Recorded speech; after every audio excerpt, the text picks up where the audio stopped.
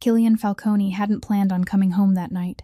The deal in New York had run cold, the kind of cold that put men in the ground, and at 37 he'd long stopped expecting the world to surprise him. He was a man the city of Boston whispered about, but never to. They knew the name Falcone the way they knew a storm front coming off the harbor. Something you felt in your teeth before you saw it. He owned half the waterfront, 3 restaurants that never turned a real profit, and the silence of every man who'd ever crossed him. His mansion in Beacon Hill was 40 rooms of marble and old money, and nothing that breathed.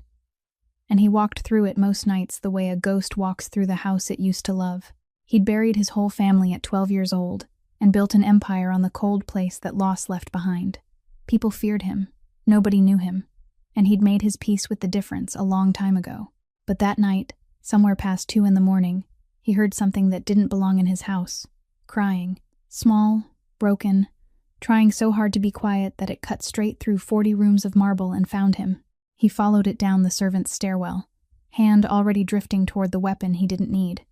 And there, at the bottom, under a dim hallway light, he stopped cold.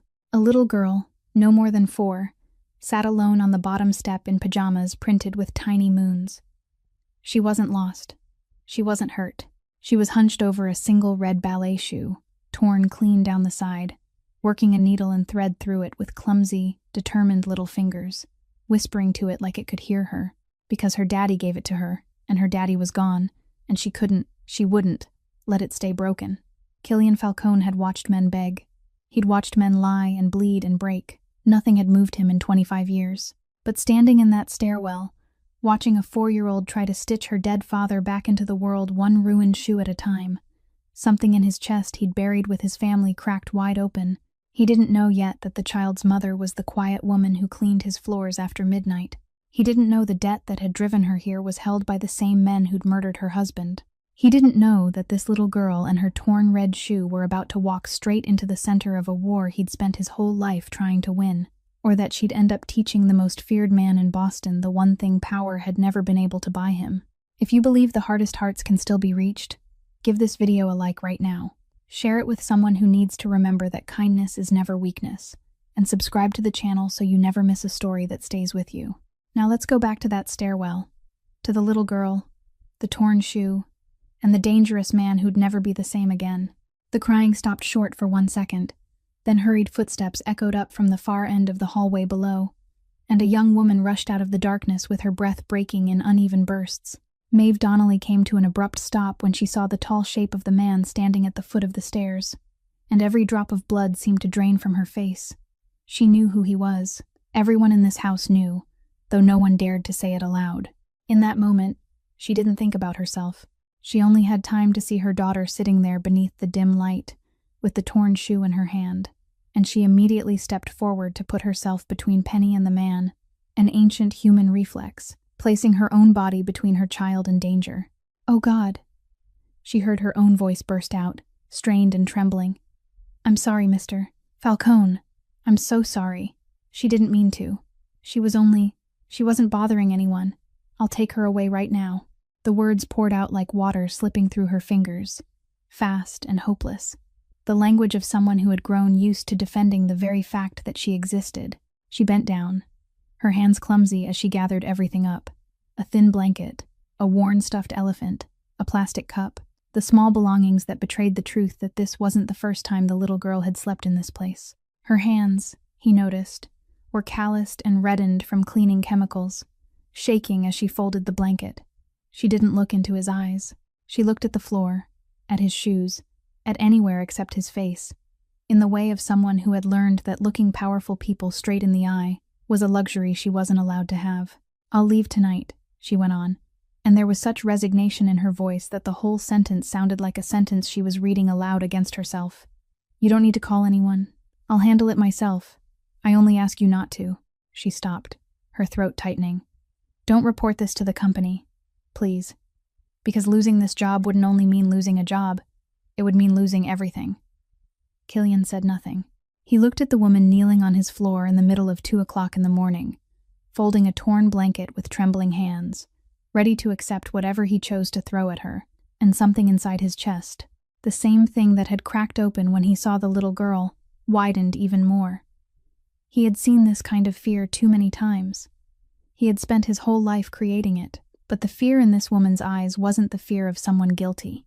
It was the fear of a mother, and that, for reasons he didn't understand, was different. The child lifted her head, completely untouched by the tension, stretched tight through the air, and held the torn shoe out toward her mother. "Mommy, it's broken," Penny said, her voice so calm it made the heart ache. "I fixed it, but it's still broken." Maeve turned toward her daughter, and for 1 second her face broke apart. Then she pieced it back together again, because mothers like her weren't allowed to fall apart. "I know, sweetheart," she whispered. "Let's go home." And then the strange thing happened. The man whose name made the whole city of Boston hold its breath, the man who owned half the harbor and the silence of everyone who had ever dared to stand against him, slowly lowered himself down. He didn't step closer. He didn't shout. He only brought himself lower, slowly, until he was crouched at eye level with the 4-year-old child, his expensive suit wrinkling against the cold stone floor. And for one brief moment, he didn't look like a boss at all. Maeve froze. She didn't understand what was happening.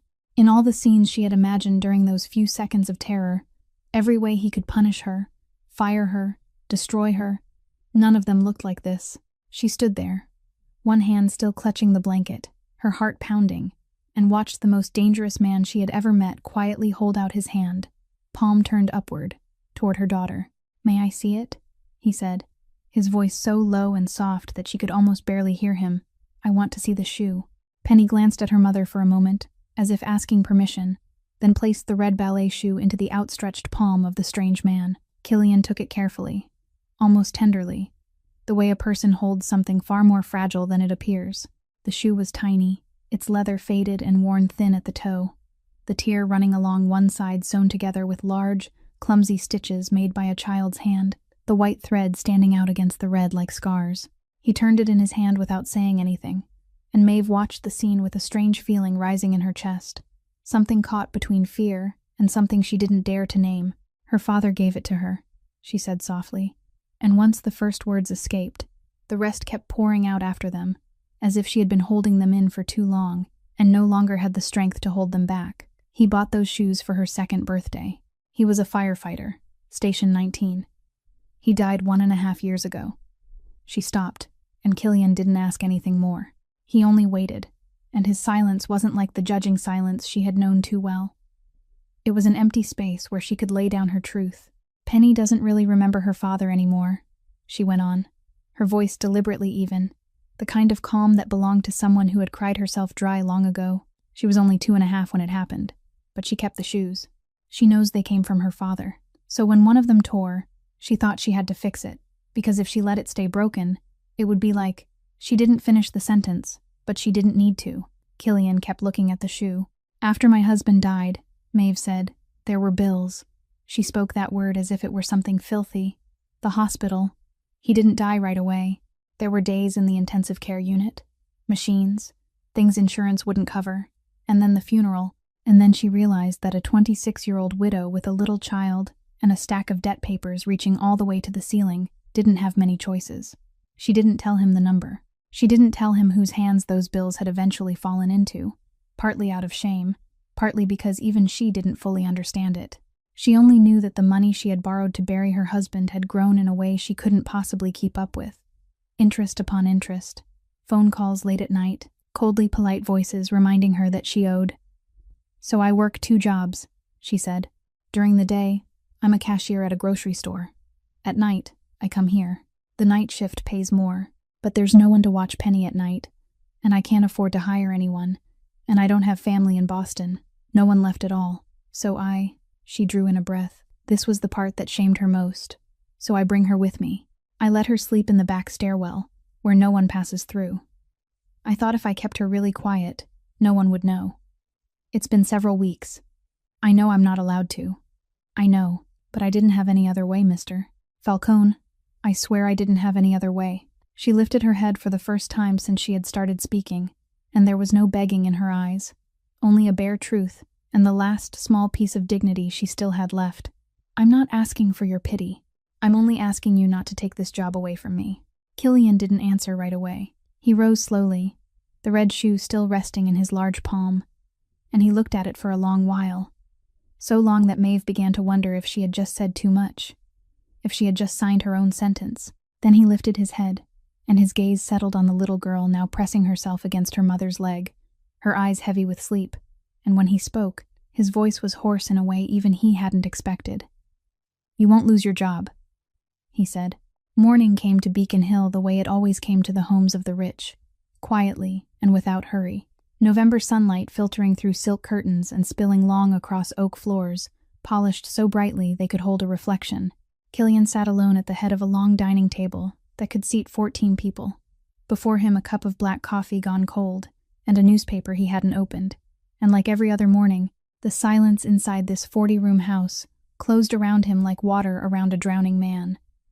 He had slept less than 3 hours. He couldn't stop thinking about the red shoe.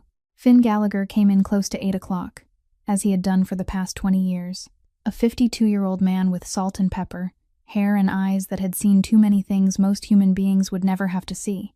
Finn was Killian's right-hand man, the only person in the entire Falcone organization who dared to tell him the things he didn't want to hear, the closest thing to a father Killian still had after everything had collapsed. He set a folder down on the table, the numbers from the restaurant chain, the funds that needed to be moved, a problem at the harbor that had to be handled before the end of the week, and the news that the New York deal was still cold and might require blood before it warmed again. Killian listened, nodded in the right places, gave 2 orders in that familiar, flat voice that made people obey without daring to ask again. But his mind was somewhere else, and Finn, who had been reading Killian for 2 decades, noticed it. He said nothing. A person didn't survive long beside Killian Falcone by asking questions he hadn't been invited to ask. Just then, from the far hallway came the sharp, precise sound of heels on marble, and Saoirse Byrne entered the dining room, as though the room had been built to serve as her backdrop.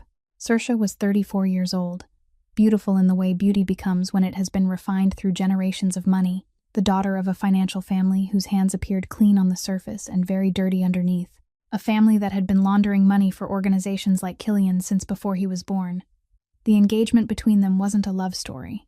It was an alliance, a merger of capital and power, arranged as carefully as any other transaction, and both of them understood that even though neither said it aloud. She glided behind his chair, pressed a cold, dry kiss to his temple, poured herself a cup of coffee, and began talking about the charity gala at the end of the month, about who would sit at the same table with whom, about a dress she had ordered from New York, the stream of words passing over him without leaving a trace. He looked at her and tried to remember the last time she had asked him a real question, a question whose answer truly mattered to her, and he couldn't remember.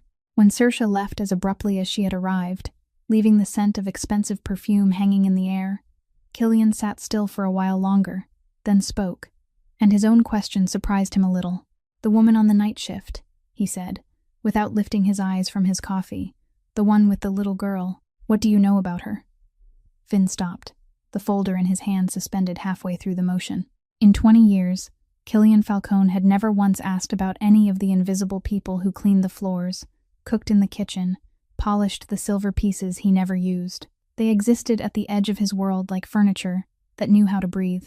Finn looked at him for a moment longer than necessary, something passing through his aging eyes that was equal parts caution and curiosity. "Donnelly," he answered carefully.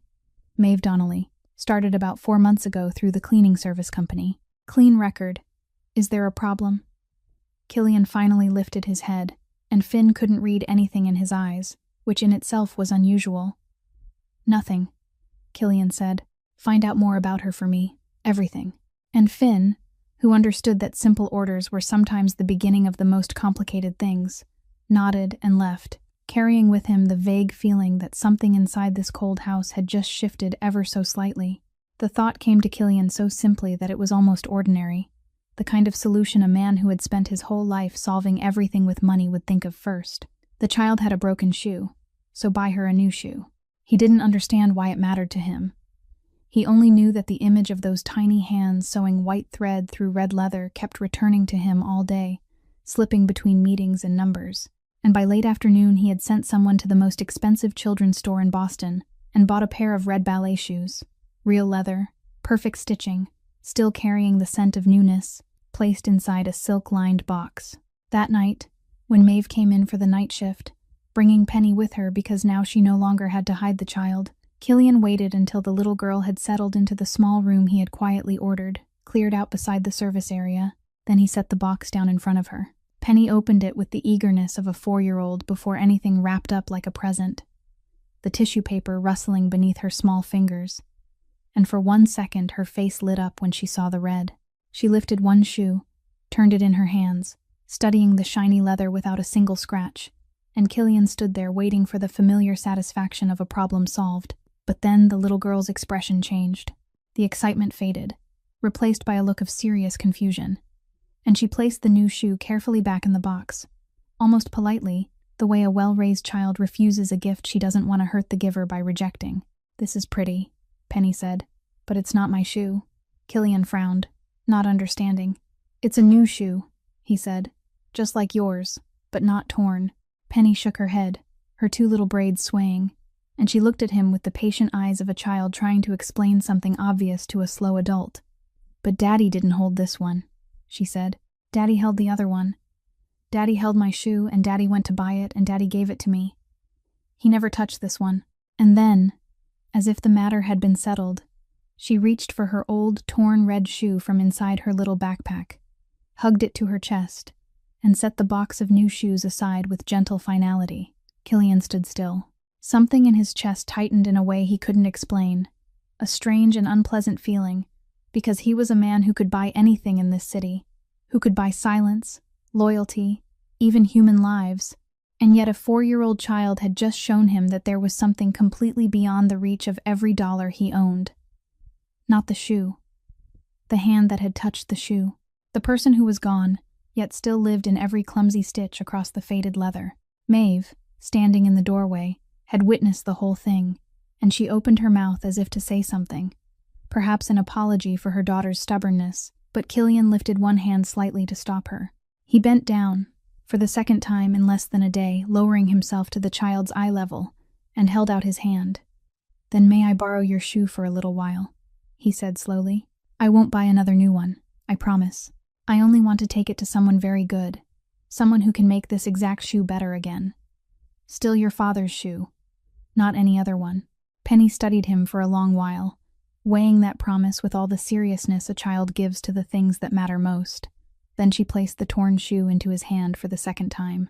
And the next morning, instead of handing the task to any one of the dozens of people who obeyed his orders, Killian Falcone drove across the city himself, the tiny red shoe resting on the passenger seat, to the oldest handcrafted leather repair shop in Boston, and set it on the counter in front of the old cobbler, as though it were the most precious thing he had ever carried.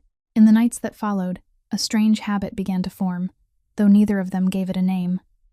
Killian often stayed awake late. He always stayed awake late. That was when his underground city truly came alive, and also when the thoughts he didn't allow himself to think during the day came looking for him. Maeve worked until nearly dawn, cleaning floors that were never truly dirty inside a house where almost no one really lived. They began running into each other in the vast kitchen at 2 or 3 o'clock in the morning, when Penny was fast asleep in the little room and the whole house had sunk into the kind of silence that existed only at those hours. The first time, Killian only nodded and left. The second time, he lingered. By the third time, he found himself pouring her a cup of coffee without asking, and she accepted it with a brief look of surprise, then said thank you in an ordinary voice, without trembling, without lowering her head, and he realized that was what caught his attention. Maeve didn't speak to him the way everyone else did. She didn't measure every word out of fear, didn't flatter him, didn't avoid his eyes as though looking directly at him were some kind of blasphemy. After that first night, once the fear of losing her job had settled, she treated him simply like a human being, and that, to a man who had forgotten what it felt like to be seen as a human being, struck harder than anything he had ever expected. "You don't sleep?" she asked one night like that, not out of curiosity, but simply as an honest observation. "Not much," he replied. She nodded, didn't press, and kept wiping the stone countertop, and it was precisely the way she didn't press that made him want to say more. "Me neither," she said after a while. "At first, after my husband died, I hardly slept at all. Now I just sleep when I get too exhausted to keep going." She said it without self-pity, only as a fact, and Killian found himself sitting down on the stool beside the kitchen island, something he couldn't remember ever doing before. They talked about small things, about how Penny insisted on naming her stuffed elephant Mr. Buttons, even though it was plainly an elephant. About the cake Maeve sometimes baked in this enormous kitchen when no one else was using it, because she said it was a terrible waste for an oven that beautiful to stay cold all night. About the fact that Killian, as it turned out, couldn't tell one kind of tea from another, which made her laugh. A short and unexpected laugh that she quickly tried to hold back, as if she wasn't certain she was allowed to laugh in this house, and he realized he wanted to hear that laugh again. There were nights when they hardly said anything at all. She did her work, he sat with his coffee, and the silence between them wasn't heavy, but strangely comfortable, the kind of silence shared by two people who didn't need to fill every empty space with words. Once, she caught him looking at her, and instead of quickly turning away as a servant should have done, she simply looked back at him calmly for a moment that lasted longer than it needed to, before they both looked away, and in that instant, something tightened in the air between them, fragile and dangerous, something they both felt and both were wise enough not to touch. She was a servant in his house. He was the man the entire city feared. The distance between their two worlds was so wide it was almost absurd. Maeve knew that. She reminded herself of it every night when she drove her old car back to the small apartment across the city, telling herself that the warmth in that kitchen was something she wasn't allowed to depend on, that men like Killian Falcone weren't meant for women like her, that she had a child to raise and no room for foolish things. But she still found herself looking forward to those nights, and Killian, who hadn't looked forward to anything in years, found himself beginning to come home earlier. Saoirse came one afternoon to discuss the charity gala, bringing her assistant and 3 shopping bags from stores where the price of a single item could have paid Maeve's rent for half a year, and the atmosphere inside the house changed at once, becoming tense and sharp the way it always did whenever she walked in. Maeve was cleaning the grand living room when Saoirse passed by, and what made the scene ache was not cruelty, because there was no cruelty here at all, but something colder than that. Saoirse didn't look at her. It wasn't that she avoided looking. It was that she truly didn't see her, the way people don't look at a chair or a vase or a stripe of sunlight on the floor. When she needed to pass the place where Maeve was kneeling to clean, she didn't say sorry, didn't say move aside. She simply stopped and waited, her gaze drifting over Maeve's head toward some point on the wall, until Maeve understood and hurriedly shifted herself aside to make room. There was no thank you either. Saoirse continued forward as if an obstacle had been removed, and that was exactly the problem. To her, Maeve was not a human being who had just done something courteous, but an obstruction that had just been dealt with. She asked her assistant to get water, and when Maeve, who was standing closer, instinctively said she could get it for her, Saoirse answered, without bothering to turn her head. Her voice, even and distant, "Have my own person do it." And in those 4 words was an entire view of the world, an invisible but absolute line between those who counted as people and those who were merely part of the background.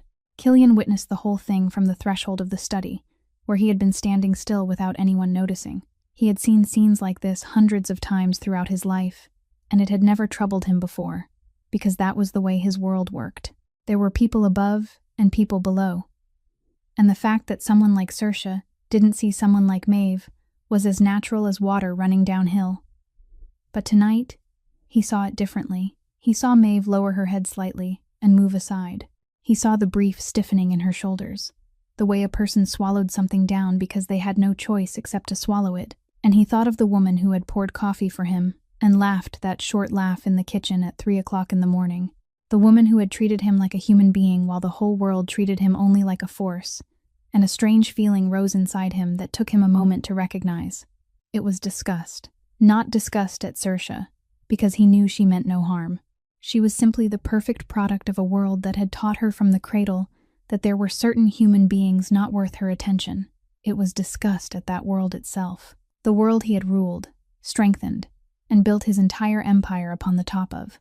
He looked at Saoirse, beautiful and cold and completely innocent in her own way, gliding past a human being as if that person did not exist, and for the first time in many years, he wondered what he had become, and whether he and she were truly so different, or whether he was only another version of that same blindness.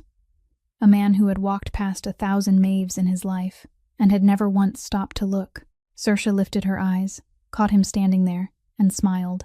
A beautiful smile meant for him, asking how long he had been there, and Killian answered with something vague. But when she turned away, Something inside him had quietly cracked, and he knew he would never again be able to look at this house, or the woman he was meant to marry, or himself, in the old way. That night, he couldn't sleep at all, and when he went down to the kitchen looking for something stronger than coffee, he found Maeve sitting at the kitchen island with a cup of tea, not cleaning anything, only sitting there in the pale yellow glow of the single lamp still left on. And she didn't startle when she saw him. She only nodded slightly toward the chair across from her, as though it were the most natural thing in the world. He sat down. For a long while, neither of them said anything, and then, for reasons he didn't understand, perhaps because of the hour, because of her silence that did not judge him, because the image of Saoirse gliding past her that afternoon still ached inside him, Killian heard himself begin to speak about something he hadn't said aloud to anyone in more than 20 years. "I was 12 when I lost everything," he said, his eyes on the untouched glass of whiskey instead of on her. "My whole family. In one night." He didn't tell her the details, and she didn't ask. He only said there had been a struggle among grown people that a child couldn't possibly understand, that he had gone to sleep in a house full of people and awakened in a world where no one was left, that they found him the next morning, and he didn't say a single word for almost a year. "It's been 25 years, he said. "People think time makes it lighter. It doesn't. It only changes shape." Maeve didn't say she was sorry.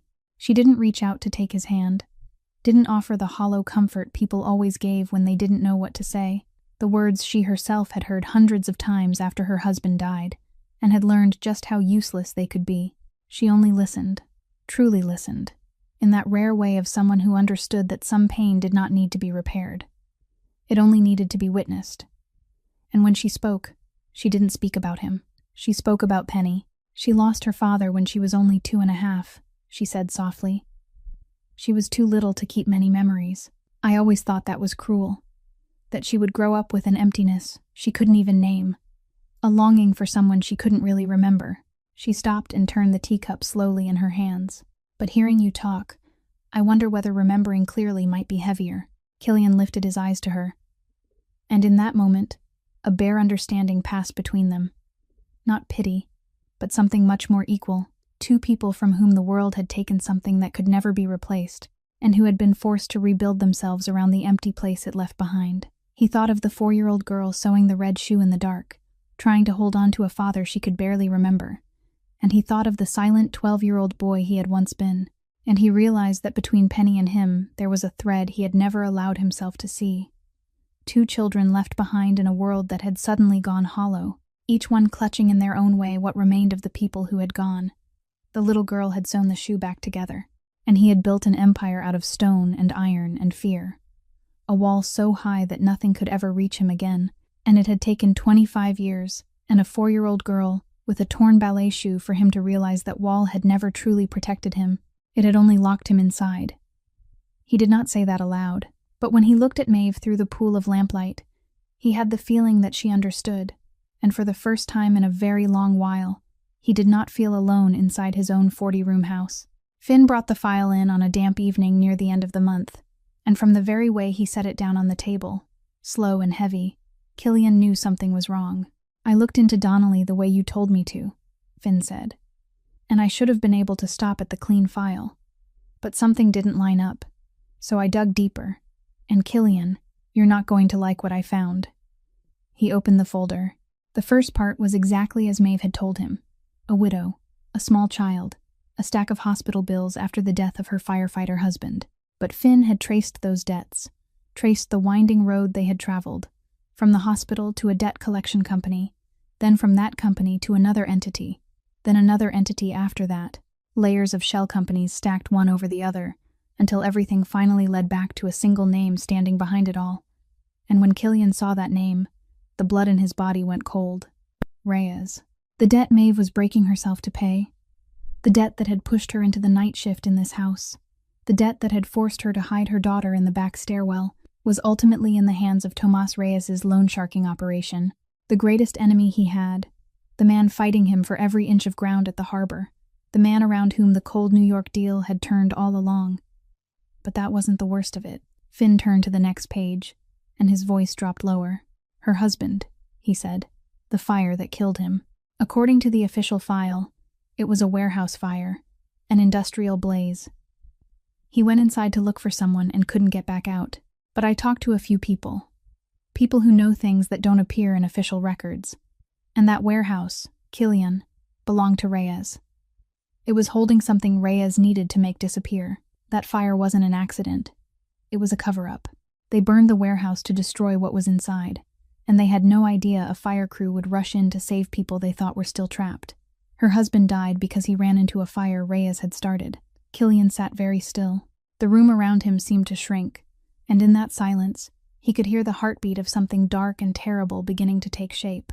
The woman who poured him coffee at 3 o'clock in the morning. The woman who had sat across from him last night and listened to him speak about his own loss without pity. That woman was paying a debt to the very men who had killed her husband, and she didn't know it.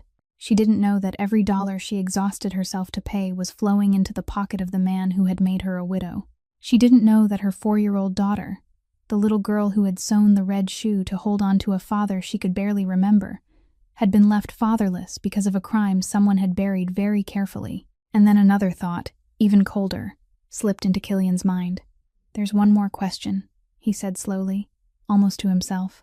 If Reyes covered this up so carefully, if he turned a murder into a clean accident, then the last thing he wants is for someone still alive to know too much about that warehouse, about that night. Finn nodded slowly, because he had reached the same conclusion before ever stepping into this room. Her husband was the first firefighter inside, he said. If he saw something before he died, if he managed to tell someone, his wife, for example, even one sentence, even if she didn't understand what it meant. Killian rose so fast the chair shoved back behind him with a harsh scrape against the stone floor. "To Reyes," he said, his voice now hard as steel. "Maeve and Penny aren't hired help. They're living loose ends. They're the only thing left that could connect that fire back to him. And that was why there was still a danger hanging whole and unseen above both mother and child. A danger neither of them knew was suspended over their heads, a danger that had just walked straight into the center of his own war." In the days that followed, Killian lived with a weight he couldn't set down, and Finn, who had stood beside him long enough to read the things he did not say, was the first to speak aloud the cold truth they were both trying to avoid. "You need to think about this clearly," Finn said one evening inside the closed study, "and I'm saying this as the only person in this house who's allowed to speak to you this way. The war with Reyes is hanging by a thread. The New York deal, the harbor, all of it is balanced on something fragile. And one mistake is all it will take for blood to spill. The blood of our people. If Reyes finds out that the woman who may know too much about his warehouse is living right under your roof, he won't think it's a coincidence. He'll think you're holding a card. He'll think you know about the fire, know about what was in that warehouse, and that you're getting ready to use her against him. And then there won't be any peace agreement left." Finn stopped, and he saved the hardest part for last. "There is one way to keep everything intact," he said quietly. "Reyes wants her gone. If you send her out, if you show him you have nothing to do with this, that you aren't protecting her, that she's only a hired woman who happened to be here by chance, then you put out his suspicion before it has time to catch fire. You keep the peace. You keep your people. That's the clear-headed move, Killian. That's the move the man I've followed for 20 years would have chosen without blinking." Killian said nothing. He stood with his back to Finn, looking out at the harbor glittering with lights beyond the window, the harbor he had killed to claim, and for the first time in his career, he found a simple order impossible to speak, because he understood very clearly what the clear-headed move meant. It meant handing Maeve and Penny over to the man who had killed her husband, who had made her a widow, who had left a little girl sewing her father's shoe back together in the night. It meant doing exactly what Saoirse had done when she glided past Maeve, as though Maeve did not exist, only at a level of cruelty that couldn't be measured. The man he used to be would have done it. That man had done worse things than this for reasons far smaller. But that man had never sat in the kitchen at 3 o'clock in the morning and been treated like a human being. He had never watched a child refuse a new pair of shoes because they did not carry the touch of her dead father's hands. "I can't," Killian said. And even he was surprised to hear those 3 words leave him. Finn looked at him for a long while. "I know," he said at last, and there was no accusation in his voice, only the worry of a man who had seen too many things happen to those who let the heart step into business. "I know you can't. That's what frightens me, because if you don't hand her over, then you're choosing her over the peace agreement, and that means when Reyes finds out she's here, and he will find out, Killian, things like this don't stay hidden forever. You won't only be protecting a servant, You'll be declaring war. Killian kept looking out at the harbor, and in the silence that stretched on, Finn understood that the decision, though it had not yet been spoken aloud, had already been made, and that this cold house, along with every person inside it, had just stepped to the edge of an abyss from which there was no way back. The question kept gnawing at Killian for many days, a question he couldn't push aside. If Maeve's debt had been hidden behind so many layers of shell companies that even Finn had to dig hard to trace it back to Reyes, then how could Reyes know, or be about to know, that she was under this roof? Maeve was a nameless entry in a cleaning service company, one of hundreds of hired workers who came and went through the homes of Boston's upper class. There was no reason for Reyes to connect the thread from a widow paying off debt somewhere to a servant in the mansion of his greatest enemy, unless someone had connected that thread for him, unless someone on the inside had told him. The thought sent a chill down Killian's spine, because it meant the danger wasn't only coming from outside the walls, it was already inside them. He told Finn to check again quietly, not Maeve's file this time, but the paths information had taken. Who knew what? Who had been asking questions they shouldn't have asked? They worked in silence for many days, tracing calls, meetings, small amounts of money flowing into places where they should not have been. And slowly, a picture emerged. A picture that made both men sick to their stomachs. Pieces of information that only a very small number of people in the organization knew had somehow reached Reyes in recent months. Moves at the harbor that Reyes should never have been able to predict had been blocked by him perfectly. The deal in New York had not gone cold because of bad luck, but because Reyes seemed always to know ahead of time what move Killian would make next. There was a leak, and when Finn traced the flow of that information back to its source, every line led to one man Killian had trusted for years. A man allowed to step into rooms very few others could enter, allowed to hear conversations very few others could hear. Connor Walsh, one of his most trusted men, the man who had stood beside him in his most important negotiations, the man to whom he had entrusted secrets he gave to no one except Finn. Finn laid the evidence on the table, the recordings, the numbers, an overseas account Walsh had thought no one would ever find, and Killian stared at it in a silence so long it became frightening. Connor Walsh had sold him to Reyes. For months, and it was Walsh, the man free to move through the mansion, the man who had once stood in that kitchen and must have seen Maeve, must have seen the child, must have heard the servants whispering about the boss suddenly taking an interest in the night shift maid. It was Walsh who had put the pieces together and passed them to Reyes. He had not only sold Killian's business secrets, he had handed Reyes the thing Reyes needed most in the world, the location of the mother and child still alive who could connect that old fire back to him. And he had also handed Reyes the perfect leverage against Killian himself. Killian realized with numbing clarity that Reyes now knew, or was about to know, everything. That time was no longer on his side. The anger that rose inside Killian was not hot, but cold, the kind of cold that had made his name. But beneath it was something far less familiar to him. A real fear, not for himself, but for a woman who poured coffee at 3 o'clock in the morning, and a little girl who held on to a torn red shoe. Two people now standing in the sights of his most dangerous enemy, because a traitor had shown him the way. While Killian's mind was spinning with betrayal and the danger tightening around them, it was a 4-year-old child, the one person who knew nothing at all, who did the thing no adult could manage. One evening, while Maeve was cleaning upstairs, Penny found Killian in the study, where he sat alone in the darkness with papers spread out before him and a burden pressing down on his shoulders that the little girl couldn't see. She didn't knock, because 4-year-old children don't knock. She only pushed the door partly open and stepped inside with a sheet of paper held in both hands, carrying it carefully as though it were something important. "I drew this for you," Penny announced, then climbed into the big chair across from him without waiting to be invited, placing the paper on top of the Reyes files, as if those things were nothing compared with her work of art. Killian put everything down. He picked up the sheet of paper. It was a crayon drawing, scribbled in the way children draw. 3 people standing beside one another beneath an enormous yellow sun with rays reaching out in every direction. A small figure in the middle had 2 braids. That was Penny. The figure beside her had long brown hair. That was Mommy. And on the other side was a figure taller than both of them, colored in black, with a small red smile on his face. "Who is this?" Killian asked, though he already knew the answer and something in his throat was tightening. "It's you," Penny said, as if it were the most obvious thing in the world. "I drew you wearing black because you always wear black.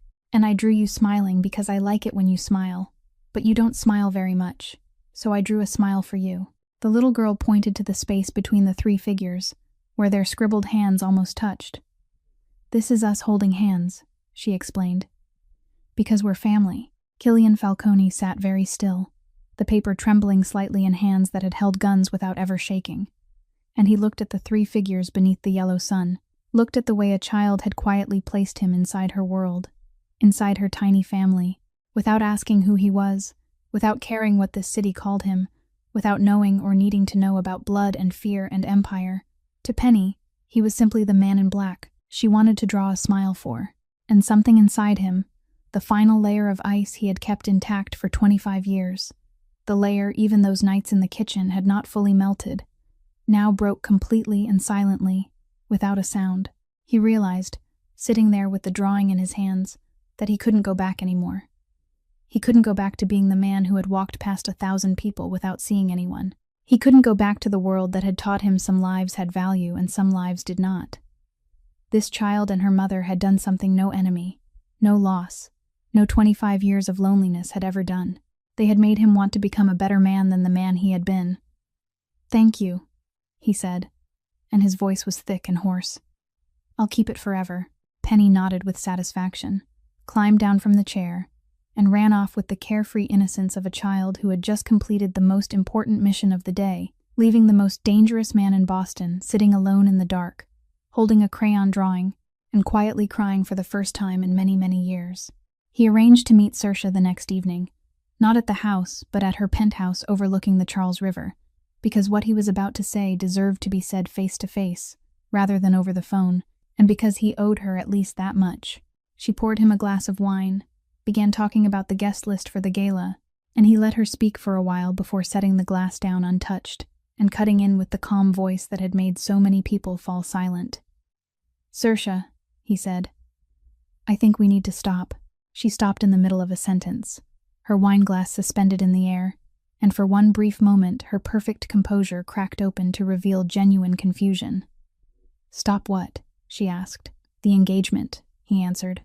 "All of it. I don't think we should get married." Saoirse set her glass down very slowly, and when she spoke, her voice had regained its familiar sharpness. "Because of what?" she asked. "Because of that hired woman, isn't it? The woman who cleans the floors. I'm not blind, Killian. The whole house is whispering about it." Killian didn't deny it, but he didn't confirm it either, because this wasn't about Maeve, or not only about Maeve. "I want to ask you something," he said, "and I need you to answer honestly. That woman, the one you just called the woman who cleans the floors, have you ever seen her? Not glanced over her. Really seen her? Do you know her name? Do you know she has a daughter? Have you ever wondered why a woman has to work in someone else's house until nearly dawn?" Saoirse looked at him as though he had just spoken in a language she didn't understand. "Why should I know any of that?" she asked. And what made the question ache was that it was completely sincere. She wasn't asking it as a defense. She truly didn't understand. "She works. I pay. That is how things operate." And that, Killian thought, was the answer itself, more complete than anything else she could have said. He looked at her, beautiful and intelligent and sharp, a woman who could walk into any room in Boston and own it within a minute, and he realized that she wasn't cruel. She had never been cruel. She had simply never once in her life been taught that the people at the edge of her world were human too, that they had names, pain, children, and husbands they had lost. She had been raised in a world that confirmed this for her at every turn, and asking her to see differently was like asking someone born in darkness to describe color. He wasn't angry with her. He only felt sad, a quiet, deep sadness, for her and for himself as well, because he had nearly married a mirror, reflecting the worst version of his own self. He knew the cost of this. He knew it very well. The Byrne family was his largest financial alliance, the clean stream of money flowing through his empire, and cutting ties with Saoirse meant cutting ties with all of that, exactly when he needed strength most, exactly when Reyes was tightening the circle around him. He was stripping himself of his own weapons with his own hands, but he stood, and he said he was sorry, that he wished her every good thing, and that he hoped someday she would ask herself the question he had just asked. Saoirse didn't cry, didn't scream. She only sat there with the composure refined through generations, but when he reached the door, she called after him, her voice softer now, and, for for the first time, carrying a faint uncertainty, asking whether she was truly that terrible. Killian stopped, his hand resting on the doorknob. "No," he said honestly. "But you've never tried to be better either." And then he walked out, leaving her alone with a question she might take years to dare to answer. It happened on a Thursday evening, in exactly the kind of gap that even Killian hadn't fully accounted for. Maeve had taken Penny to the home of a friend from her day shift, a kind older woman who lived a few blocks away, a place where the little girl sometimes stayed to play in the evening, and because of that, when Maeve drove alone from the grocery store to the mansion to begin her night shift, there was no one beside her, and the child was safe somewhere far from everything that was about to happen. Reyes had chosen the perfect moment, and he had chosen it because of Connor Walsh, the man who knew her work schedule, knew the route she took, knew the exact empty stretch of street between the store and Beacon Hill, where one car could force another car to the side without anyone seeing. Maeve never made it to the mansion. When the clock struck 9 o'clock, and she still hadn't arrived, when Killian's call went straight to voicemail for the third time, he knew. He knew with a cold certainty that made his heart feel as if it had stopped. Finn burst into the study a few minutes later with his face gone white, carrying confirmation of the thing Killian had feared. Their men had found Maeve's old car abandoned on a narrow side street, the door still open, her purse scattered across the pavement, and no trace of her anywhere. For one moment, Killian Falcone, the man who had never allowed emotion to interfere with judgment throughout his entire career, stood frozen in the middle of the study and felt a pure terror he had never known before, not the fear of losing a deal or losing territory, but the fear of losing a human being. Then he moved, and when he moved, something inside him had shifted into an entirely different state. "Find the child," was his first order. "Get Penny to the safest place we have, right now. Don't leave her alone for even 1 second. Then he turned to Finn, and his voice was no longer the voice of a man in panic, but the voice of a force that had just awakened. "Call everyone," he said. "Everyone, Finn. I need every eye we have on the streets of Boston tonight. I need to know every warehouse, every dock, every facility Reyes owns or controls within a 50-mile radius. I need the people we have inside his organization to report anything unusual. I need it within 1 hour." And for the first time in 20 years, Finn watched Killian unleash the full, terrifying power of the Falcone Empire. Every connection, every unclaimed favor, every person who owed him, every dollar and every gun. Not to seize territory, not to crush a rival, not to expand his power, but to save a woman who cleaned his floors at midnight. He stood in the middle of the study, phone pressed to his ear, issuing one order after another in the deadly, steady voice that had made an entire city fear him. And Finn realized that the man giving those orders was no longer the cold, calculating boss of the old days, but a human being fighting for the one thing that had given his life meaning again. Somewhere in the darkness of the city, Reyes was holding Maeve, believing he had a perfect card in his hand, a loose end that needed to be erased, and a lever with which to break his enemy. He had calculated everything, but there was one thing he had miscalculated, one thing even Connor Walsh couldn't have warned him about. He had just pushed Killian Falcone past the final line and turned the most dangerous man in Boston, from a hesitant opponent, into a man with nothing left to lose. Finn drove himself to the small house where Penny was staying, refusing to entrust the task to anyone else, because he understood that if Reyes had already moved against Maeve, then the next step in his cold calculation might very well be the child, the final piece that needed to be erased. And that thought made the 52-year-old man, who had seen nearly everything this life could show a person, drive faster than he had ever allowed himself to drive before. He arrived and realized his fear had not been unnecessary. When his car turned onto the quiet street, he saw an unfamiliar vehicle parked a few houses away. Its lights off, the engine still running, 2 shadows sitting inside, and watching the door of the house where the child was. And the instincts Finn had sharpened over several decades immediately rang like an alarm inside him. He had no time left to call for backup. He parked directly in front of the house, walked in with absolute calm so he wouldn't frighten the child, and told the older woman there had been a small change of plans, that Penny's mother had asked him to come pick the little girl up a little earlier. Penny, who was sitting on the floor stacking wooden blocks, looked up at him with curiosity, and Finn smiled. A smile he had to work very hard to make look natural, then said that Mr. Buttons, the elephant, was probably missing her very much, and that they should head home. The child, completely unaware that several dozen yards away, There were two people waiting with dark intentions.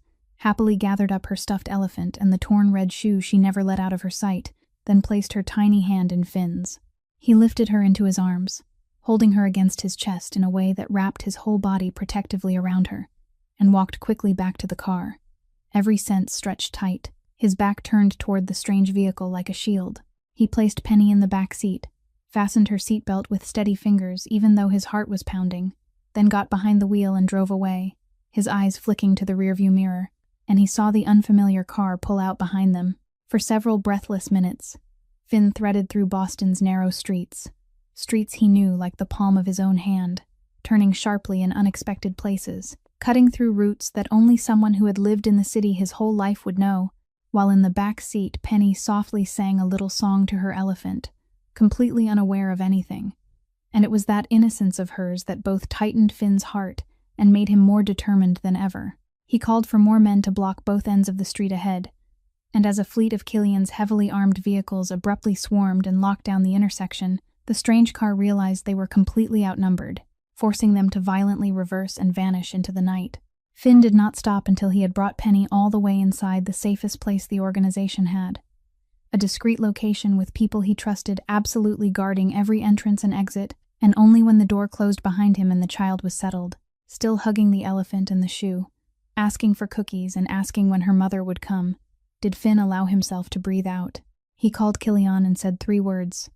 "The child is safe." And on the other end of the line, in the brief silence that followed, Finn heard something he had never heard in 20 years, the breath of Killian Falcone trembling with relief. But right after that moment of relief, Killian's voice returned, and this time there was no hesitation left in it, not a single trace of the man who had once weighed peace against conscience. "The child is safe now," he said, almost to himself. "Now I'm going to bring her mother home." And Finn understood that from this moment on, there was nothing on earth that could stop him. Killian's network tightened the circle within only a few hours, and by near midnight, one of the men he had planted inside Reyes's organization sent back a location, an old warehouse in the South Boston Harbor District, exactly the kind of place Reyes used for the things he didn't want anyone to see. But instead of storming in like a crime boss, in the way that would have ended with blood on both sides and solved nothing for long, Killian did something the man from 20 years ago would never have done. He called someone he had been secretly keeping in contact with for a long while, a federal agent named Ruth Brennan, who had been pursuing Tomas Reyes for years, without ever assembling enough evidence to bring him down. Over the past several months, quietly and carefully, Killian had been passing pieces to Brennan one by one. And now, with the file Finn had dug up about the warehouse fire from years ago, about Maeve's husband's death, about the loan sharking operation, he handed her the final piece that completed the picture enough to charge Reyes under the anti-organized crime statute, the RICO Act, the legal weapon capable of bringing down an entire organization, not just one man. He told Brennan where Maeve was being held, and that if she wanted to catch Reyes red-handed with enough charges to make sure he never saw sunlight again, tonight was her chance. The rescue unfolded through a tense coordination between Killian's men and the federal forces that moved in afterward, and what happened inside that warehouse was something Killian would later never describe to anyone in detail. All that mattered was that when the door finally burst open, and he saw Maeve, still alive, exhausted and trembling but whole, something inside his chest that had been clenched tight for hours finally let go. She lifted her head and saw him, and in that moment there was no distance between crime boss and servant, no 2 worlds, only 2 human beings. And she staggered toward him and he caught her, and for the first time in Killian Falcone's life, he held another person not because of power or possession, but only because he could not bear the thought of letting go. Reyes was arrested that very night, not by a bullet in the dark, but by federal handcuffs and a stack of evidence thick enough to bury him beneath multiple life sentences. And Killian understood that this was a punishment far heavier than anything he could have done with his own hands, because it took from Reyes the things he valued most, his empire, his power, his freedom, and gave back to his victims something the underworld could never truly give, real justice. It was not until the next morning, after Maeve had been cared for, after she had been reunited with Penny in an embrace that made every person who witnessed it turn away, that Killian sat down beside her and told her the truth he had carried inside his heart for days, like a shard of glass. He told her that her husband had not died in an accident. He told her that the fire that had taken him had been set deliberately by the very men she had been paying for the past year and a half, and that he had died as a hero, rushing into the flames to save people he believed were trapped inside. Maeve listened, and her face moved through one emotion after another. Shock, then pain, then pure rage.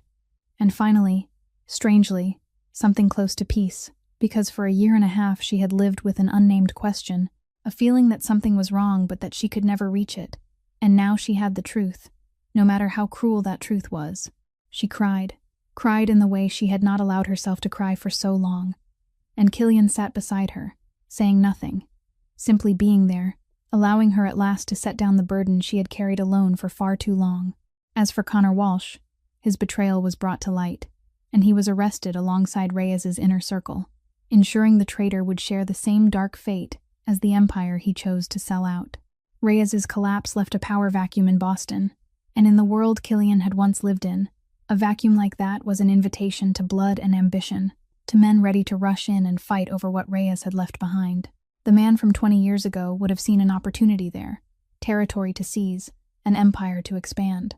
But Killian had sat too long in the kitchen at 3 o'clock in the morning, had held in his hands a crayon drawing of 3 people beneath a yellow sun, had held a woman he thought he had lost, and he no longer wanted that world. What he did next stunned the entire Boston underworld, and it did not happen in one night, because true redemption never happens in one night. He began dismantling, piece by piece, the empire he had spent his whole life building.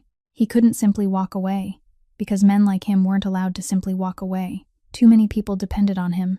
Too many strings were tied to him. Too many things could collapse and hurt innocent people if he let go suddenly. So he did something far harder. He continued limited cooperation with Ruth Brennan, giving the federal government enough to remove the most dangerous links in Boston's underworld, without driving the hundreds of small people who depended on that system into ruin. A delicate and risky balance he walked like a tightrope. He began turning his businesses, the restaurants, the harbor properties, from money laundering shells into real companies, paying real wages, paying real taxes, creating real jobs for real people. It wasn't glamorous. It was costly, slow, filled with long nights spent with lawyers and accountants instead of guns and blood. And it cost him many things. Money, influence, the fear his name had once spread across the city. There were men who had once knelt before him who now looked at him with contempt, believing he had grown weak, had gone soft, had lost himself. But Killian realized that what they called losing himself was, in truth, finding the person he had lost when he was 12 years old, the child from before everything became iron and stone and fear. He did not become a saint. He didn't pretend that the things he had done in the past could be erased, that the blood on his hands could be washed away with a few right decisions. He carried those things with him, and he would always carry them. But he had chosen another direction for the rest of his life, and that choice, made every day, painfully and imperfectly, meant more than any words of atonement ever could. Maeve and Penny did not save him. He understood that. No one can save another person, but they had shown him that another road was real, that he was not imprisoned forever inside the man loss had turned him into, and the rest of the way was something he had to walk himself. There were nights when he still couldn't sleep, still heard the old ghosts. But now, when he went down to the kitchen at 3 o'clock in the morning, there was often a lamp already turned on, a cup of tea waiting, and a woman lifting her eyes to look at him not as if he were a crime boss or a force, but as if he were a human being trying, one day at a time, to become worthy of that gaze. The old cobbler called one afternoon in early December to say that it was finished, and Killian drove across the city himself to bring it home, just as he had driven it there himself that first day, because there are some things a person cannot hand over to anyone else. The cobbler placed the shoe on the counter in a piece of soft cloth, and Killian fell silent as he looked at it. The red leather had been carefully restored, the tear along the side now closed by the skill of a man who had spent his entire life doing this work. The new stitching so fine it was almost invisible, blending into the leather as though the wound had never existed. But the cobbler, understanding what Killian had not yet had time to say aloud, had not erased the old mark completely. Inside the shoe, where only the person wearing it would know, he had kept a few of the clumsy white stitches sewn by the little girl's tiny hands on that fateful night, preserving them instead of removing them, because that too was part of the story, a part that should not be lost. Killian lifted the shoe, weightless in a palm that had grown used to holding things far heavier, and he thought of the first moment he had seen it, torn open and held together by the desperate endurance of a child who refused to let something precious fall apart. That evening, he brought it home. Penny was sitting on the rug in the room that was now truly her room, no longer a temporary little space beside the service area. And when Killian knelt down and opened the soft cloth, the child's eyes widened. She took the shoe with both hands, exactly the way she had once placed it in his, and she turned it through her small fingers, studying the place that had once been torn and was now healed, tracing one finger along the spot where the wound had been. For a long while she said nothing. She only looked, and Killian, along with Maeve standing in the doorway, held his breath and waited, unsure whether a child could understand the meaning of this moment. Then Penny lifted her head, and her face brightened with a smile both adults would remember forever. "It's healed," the little girl said, her voice filled with a simple and complete joy. "Daddy's shoe is healed." And she hugged the shoe to her chest, just as she always had. But this time, not to protect something that was breaking, but to hold something that had been made whole again. Maeve raised a hand to cover her mouth, her eyes shining, because she understood, in the way only a mother could understand, that the mended shoe was not only a shoe, it was everything they had survived. It was pain acknowledged instead of denied, the past honored instead of erased, a wound allowed to heal while still keeping within it the marks of the story that had made it. Killian looked at the child holding the shoe, looked at the woman in the doorway, and he thought that perhaps people were like that too, that no one ever returns untouched as if they had never been hurt, but they can be mended, can heal around the places where they broke, and carry those marks not as shame, but as proof that they had survived, had been loved, and had found their way home.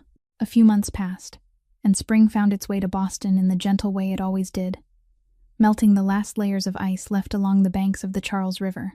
Maeve no longer worked the night shift, not because anyone had granted her mercy, but because the debt that had weighed on her shoulders for a year and a half was finally paid off, and she had paid it in her own way, with her dignity intact. Through a transparent agreement Killian had helped her arrange, but never once turned into charity, because he understood better than anyone that her self-respect was something that must never be bought or sold. She had enrolled again in the nursing program she had left unfinished many years before. And on the first morning she went to class, she stood for a long time in front of the mirror, unable to believe that her life could have changed so much. Penny now went to kindergarten during the day like every other child, no longer having to sleep in hidden corners of strangers' houses, and she grew a little more each day in a world that had finally become safe. One afternoon, when Killian had just come home after a long day with lawyers and the papers of the new life he was struggling to build, Penny ran to greet him at the door, holding the red ballet shoe, now whole again, which she only wore on special occasions, and she looked up at him with eyes shining bright. "Daddy says thank you," she said. Killian went still, and something rose in his chest, thick with emotion, because he understood that she was speaking about her dead father, about the way a child connects the world of the living with the world of those who have gone away, and he knelt down to her level, as he had done on that first night. "For what, sweetheart?" he asked softly. "For fixing Daddy's shoe," Penny answered simply, "and for making Mommy smile again." And then Killian Falcone, the man whose name had once made the entire city of Boston hold its breath, the man who had not truly smiled in more than 20 years, smiled, a slow and genuine smile rising from some deep place he had thought had died long ago. And when he lifted his eyes and caught Maeve's gaze as she stood in the doorway watching the two of them, he knew that at last he had found the one thing all the money and power in the world could never buy: a home, a family, a reason to become a better man. And that is the story of Killian, of Maeve, and of a little girl named Penny with the red shoe that began it all. This story reminds us of a simple thing we often forget in the rush of daily life, that every person who passes through our lives, whether a server, a cleaner, a delivery worker, or anyone society so often carelessly overlooks, carries within them an entire world of hopes, losses, and stories worthy of being heard. To truly see another human being, to see them as they are, with all their dignity, is sometimes the greatest gift we can give, and it may also be the very thing that saves our own hearts. Kindness has never been weakness, and no one, no matter how dark their past may be, is beyond finding the way back to the light. If this story touched your heart, please subscribe to our channel, hit like, and share this video, so together we can spread meaningful stories and listen to more moving stories every day. We would truly love to know how this story made you feel and what it reminded you of in your own life. Is there someone around you whom you once passed by without really seeing, but now want to truly see? Please leave a few lines in the comments so we can listen to the feelings from deep within your heart. Because every story you share is another story waiting to be told. Thank you for taking the time to listen all the way to the very last moment. And may everyone watching this video always have abundant health, a joyful life, and peace and calm every day. Goodbye, farewell, and we will see you again in the next stories.